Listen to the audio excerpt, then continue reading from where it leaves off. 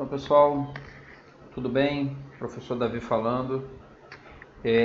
A gente vai hoje corrigir, tá? A atividade 1 da apostila autorregulada. A gente vai começar a pegar esses exercícios, né? Vendo aí de repente algumas dúvidas que vocês têm, algumas dúvidas que eu observo aí nos exercícios que eu passei das outras aulas. E é interessante para você ver aí o teu nível de aprendizagem, tá? E ver de repente algum assunto que você não entendeu muito bem, você pode assistir os vídeos anteriores, tirar dúvida, tá? Essa atividade 1 da apostila autorregulada, ela tá aí na página 6, tá? Tá aqui o iniciozinho dela. Então a gente vai ver aí como é que a apostila trata. Vamos então lá. Eu não vou assim colocar toda a descrição que ele faz de material, onde você consegue esses materiais e tudo mais. Vou direto aí a pergunta, né? A ideia é que você realize esse experimento. É um experimento muito comum, assim, vamos dizer assim, muito tradicional. É fácil você achar vídeos na internet onde esse experimento é realizado, então necessariamente você não precisava realizar esse experimento, tá? Mas a gente até vai ver esse experimento aqui, separei um vídeo, que o experimento basicamente é você pegar sulfato de cobre e colocar em contato com a palha de aço, né? A palha de aço é o bombril. Então isso aí é o final do roteiro que ele apresenta para vocês, e aí vocês podem ler, então não vou ficar lendo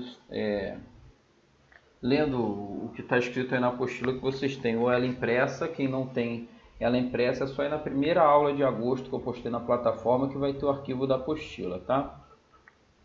Aí ele apresenta essa tabela aí na página 7, ela também aparece na página 8, onde ele quer o seguinte, ele quer que você preencha essa tabela, né? Deixa eu pegar aqui o marca-texto. Tem a solução de sulfato de cobre, quer dizer, sulfato de cobre dissolvido em água. Aí ele quer que você diga o aspecto inicial desse sulfato de cobre aqui, ó. E o aspecto final, quer dizer, durante a reação, você já imagina que acontece alguma mudança. Aqui é a palha de aço, que é o bombril, né? O aspecto inicial e o aspecto final, né? Como eu falei, essa reação ela tem vários vídeos aí na internet. Se você botar no Google aí, no YouTube, vai aparecer. E é o que a gente vai dar uma olhadinha aqui. Eu vou pegar um vídeo para a gente dar uma olhada aí no que acontece. Então olha só, eu não coloquei no início do vídeo porque aí ele fica apresentando os materiais e tudo mais, não é esse o objetivo aqui. Então eu tenho aqui a solução de sulfato de cobre, com a sua cor característica, tá esse azul. Então lá, né, pensando naquela tabelinha, qual é o aspecto inicial da solução de sulfato de cobre? É azul. E aqui eu tenho o que ele chama aí de palha de aço, né, o bombril. Deixa eu dar uma olhada aqui. É palha de aço. É o bombril. Tá aí com a sua cor característica, né? É um cinza, né? E aí vai haver a reação, ó. Ele vai colocar essa palha de aço em contato com o sulfato de cobre. E aí vai ter uma mudança, né, no aspecto. O que eu vou fazer? Eu vou adiantar também o vídeo, porque no caso senão a gente vai perder muito tempo. Então observa aí, eu tenho a solução azul e lembra do aspecto do do bombril, tá? Olha só como é que a solução ficou. Perceba que a coloração azul desaparece, né? Então quer dizer, fica, né, transparente, né? Aquela cor azul característica desaparece. E também o bombril, a gente pode observar, não ficou muito bom aqui não sei se de repente é a câmera que ele usa e tal. Deixa eu um pouquinho mais para trás aqui. Calma aí. Não, um pouquinho mais para frente. Aqui está o bombril antes, ó, palha de aço depois. Ele já até coloca aqui, né, com a deposição de cobre. Quando ocorre essa reação, essa palha de aço, eu não sei se você consegue ver, ela fica com um depósito meio que avermelhado por cima, né? Quer dizer, você repara que ela é um cinza, né? Um cinza claro. E aqui ela fica com uma cor avermelhada. Então as duas mudanças que a gente observa quais são? A palha de aço fica com um depósito avermelhado na sua superfície e a solução de sulfato de cobre ela se torna incolor, ó. Tá vendo? Aqui ela antes e aqui ela depois da reação, né? Bem, vamos voltar lá para a apresentação.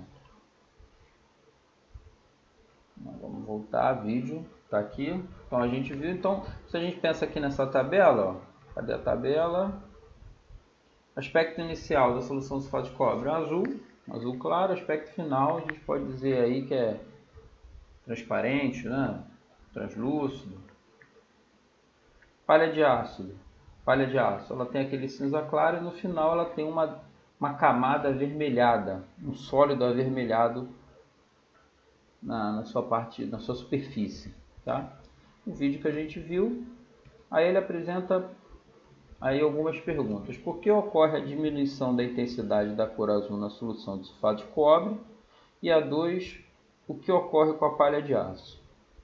Então, a gente vai entender a reação que acontece. É uma reação de oxidação e redução, né? Que são as reações que a gente está estudando. Vamos aqui pegar o ponteiro. Então, no caso aqui, ó, o sulfato de cobre, ele gera, um dos íons que o sulfato de cobre gera é esse íon aqui, ó, o cobre mais 2. Esse íon cobre mais 2 tem como característica aquela cor azul, tá? Ele é o responsável por aquela cor azul que a gente reparou na solução. A palha de aço a gente pode considerar que é formada por ferro, tá? Então tá aqui a palha de aço. Importante observar que o NOx do ferro aqui vale 0, né? Substâncias sólidas, né, metais sólidos, quando eles têm o NOx 0, indica que eles estão no seu estado sólido, tá? Então aqui eu tenho o ferro sólido com NOx 0 na palha de aço, aqui o cobre mais 2 em solução, né, aquosa, apesar de não ter colocado aqui, e dando aquela cor azul. O que acontece? Ó? Repara aqui, ó, o cobre. Ele era mais 2, lembra que a gente viu lá na aula de número de oxidação? Aqui ele passa a ser o NOx 0. Ele sofreu um processo de redução, tudo bem? O que acontece? O cobre, quando ele é mais 2, quando ele está em solução, né, ele tem aquela cor azul. Quando ele é 0, ele tem aquela cor avermelhada. Quer dizer, o cobre que estava em solução, estava dissolvido no meio aquoso, né, dissolvido ali na água, ele nessa reação de oxidação e redução que aconteceu, ele se transforma no cobre 0, que tem como característica aquela cor avermelhada que vocês observaram na superfície do bombril, tá? E o ferro, que era 0, ele passa a ser mais 2. Sofreu o processo de oxidação. Os íons de ferro eles não exibem cor. Então, por isso que a solução, ferro mais 2, tá? Por isso que a solução ficou incolor. Então, é isso que acontece.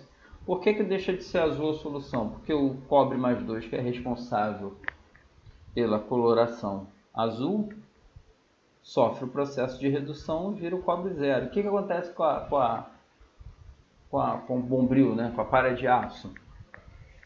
O ferro que formava aquela palha de aço, ele vira ferro mais 2, ele sofre o processo de oxidação e na sua superfície se deposita o cobre 0, que sofreu o processo de redução, tá? Aí a gente pode apresentar para vocês as semi-equações. Lembra que a gente trabalhou com as semi-equações? Essa aqui é a reação de semi-equação de oxidação do ferro. Ele aqui na palha de aço e ele aqui, ó, no meio aquoso. Se ele oxida, ele perde elétron. No caso, como ele é mais 2, ele perde 2 elétrons. E o cobre sofre a redução. Ele ganha elétron, né? Então tá aqui, ó, o cobre mais 2, que é responsável pelaquela cor azul bonita que você viu. ele ganha os 2 elétrons, ó, e forma o cobre zero, que é aquela cor avermelhada que vocês puderam observar na superfície do bombril, né, da palha de aço, né? Outra coisa importante, como o ferro está se oxidando, a tendência também é que essa palha de aço ela vá se desfazendo, né? É igual quando você tem um portão de ferro em casa, você não pinta, não passa ali aquela tinta que dá aquela proteção, né, do arcão, né, o processo de oxidação, o ferro vai desmanchando, né? O portão de ferro ele vai meio que se desfazendo, né? Ele vai esfarelando. É justamente isso aqui, a oxidação do ferro, tá? O ferro aqui sólido, é o seu portão lá novo, bonito. À medida que ele vai entrando em contato com oxigênio, com água e uma série de outros fatores, ele vai formando o ferro mais 2, que tem características totalmente diferentes, né? Que não tem a resistência do ferro zero. E aí a gente tem a equação global, que é o que acontece aí na reação que a gente está observando, né? Então repara que esse experimento ele reúne os conceitos que a gente estudou nas aulas anteriores, né? Identificar quem sofre oxidação, quem sofre a reação, a redução. As semi-equações também importantes para a gente entender o processo de transferência de elétron, entender a oxidação e a redução como um processo cíclico, né? Alguém se oxida porque alguém se reduziu, alguém se reduz porque alguém oxida, e por aí vai. Aí aqui meio que apresento as respostas que a própria apostila do professor fornece, tá? Mas é basicamente aí o que a gente comentou, também não vou ficar lendo, tá? Então aqui está a pergunta, e aqui tem uma resposta padrão, e aqui tem uma resposta padrão também. As perguntas 3 e 4, eu acho que elas não são muito felizes ainda nesse momento, né, da matéria que a gente está. Porque mais à frente, na próxima aula, talvez, a gente vai começar a ver essa questão da reação ser espontânea ou não, tá? Mas como ele coloca, a gente responde assim de uma maneira bem objetiva. Depois você vai ver que vai poder deixar essa resposta assim um pouquinho mais rebuscada, né? Na 3 ele fala: você acredita que esta reação de oxirredução seja espontânea? E na 4 ele fala: o que caracteriza uma reação espontânea, né? A gente pode dizer que sim, essa é uma reação espontânea, né? Por que a gente pode dizer que é espontânea? Depois a gente vai debater um pouquinho mais isso, mas a gente pode dizer assim, a grosso modo, que ela é espontânea porque nenhum fator externo precisou interagir com aquelas substâncias químicas para que a reação acontecesse. Como assim um fator externo? Você colocou os 2 materiais em contato e a reação aconteceu. Você não precisou aquecer, você não precisou fornecer energia, né, de forma assim, a energia elétrica, você não precisou fornecer calor, né? Ela ocorreu a temperatura, né, pressão, ambiente, você colocou em contato e aquela reação aconteceu. Depois a gente vai entender melhor isso aí, até como calcula se uma reação é ou não espontânea. Mas a gente pode dizer que sim, ela é espontânea. Por que ela é? O que caracteriza? Ela acontece sem a necessidade de uma força externa, tá? O que eu quero dizer com a força externa? Aumento de temperatura, redução de temperatura, né? E por aí vai, né? Essa transferência de elétrons que aconteceu, ela ocorre porque o ferro é o metal mais reativo que o cobre, tá? Depois, mais à frente, a gente vai entender isso. Então, essa 3 e 4, vocês podem responder dessa forma, mas de alguma maneira elas vão fazer mais sentido depois. Mas a número 1 e a número 2, a gente consegue explicar com os assuntos que a gente já trabalhou. E o preenchimento da tabela também, só daquela observação do vídeo a gente consegue preencher.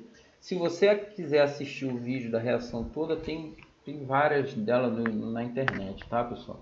Como eu falei, é uma reação assim, muito tradicional, muito utilizada nas aulas de Química.